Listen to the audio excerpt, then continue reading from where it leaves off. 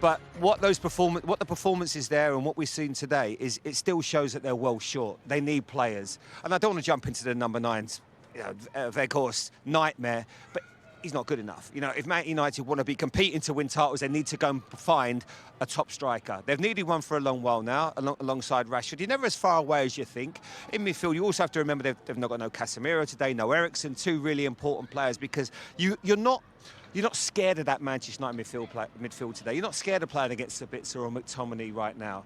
Bruno, when he has a good day, is unbelievable. When he has a bad day and he's throwing his arms up in the air, that's not good enough and doesn't set the right examples. Manchester United will need to do a lot of work in terms of recruitment in the next window if they want to compete. And I think that it doesn't do the manager in a way any harm, because I think he's looking at it now, because if they sort of kept, because there's been papering over the cracks for a while, and if you creep going to the end of the season, you creep into the top 4, you've won a trophy, everyone thinks, well, everything's great.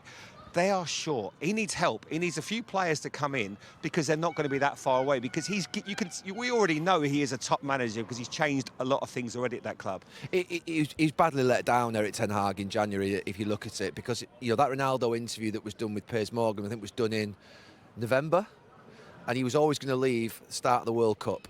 So he left the start of the World Cup. Manchester United then had 6 weeks before the transfer window began, and they made a conscious decision not to give Erik ten Hag the money, because they haven't got the money. They made a conscious decision to say you have to bring someone in on loan, and he was left then with, obviously, to be fair, options. He was going to give Manchester United a world-class striker in January. No one's going to do that. So you end up with Weghorst. I don't blame Weghorst at all. I think he's done a really good job. He's a placeholder for Manchester United and for Erik ten Hag, and I think he's doing everything that he possibly can out there on the pitch. I pick up on Jamie's point. He obviously isn't good enough to be a Manchester United number 9 and a striker. But Erik ten Hag was doing really well for Manchester United, as were the players, and they needed supporting in January with a top-class striker. They lost Ronaldo, they lost Cavani last summer, Martial was injured. You cannot play without a centre-forward. You have to play football really well. Your centre-forward has to play well, and your goalkeeper.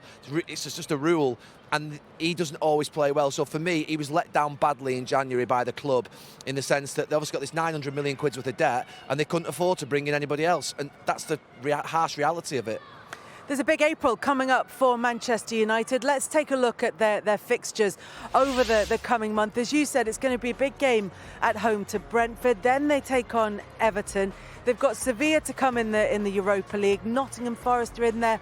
Brighton, another top half side. And then building up to that game against Tottenham, which, depending on what those sides do over April, could be hugely significant. I'll pass over to the lads, because I've spoke too much again. But forget Sevilla. That's a great run in the league. That's a great run. They've got a lot of games. They play every 3 days. But Brentford at home, Everton at home, Forest away, Brighton. What's that say? What's that mean? Oh, it's cup. Yeah. Tottenham away, and then Aston Villa at home. Obviously, Tottenham's going to be tough. But if you look at that month, I think that's a dream set of of fixtures in the Premier League. If you'd have offered Manchester United Champions League, win the Carabao Cup, and obviously have a good run in Europe as well, Man United fans would have bitten your hands off. At the start of the season, we were there watching them beat when they lost. You were there as well, Kelly, when they lost to Brentford, and you thought there is no way this side can compete. They're miles off. There's an attitude problem. The place was just not.